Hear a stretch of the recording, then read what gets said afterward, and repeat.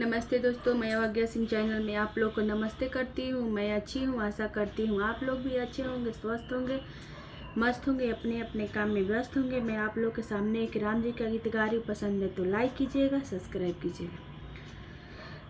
जाहि दीन राम जी जनम लिहले धरती पालूट परले होए लाला ना धरती में बचले हो अयोध्या तो राम जी के रहे खातिर, राम जी के रहे खाती हो।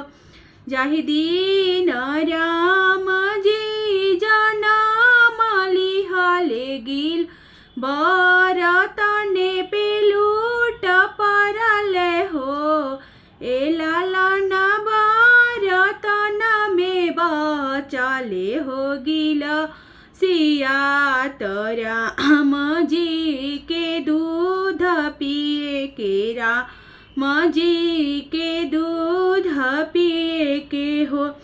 जाहि दीन राम जी जनम लिहले का पड़ा पलूट परले हो ए लाला ना का पड़ा में बचले हो रु मालिया तो राम जी के मुँह पोछे के, राम जी के मुँह पोछे के हो।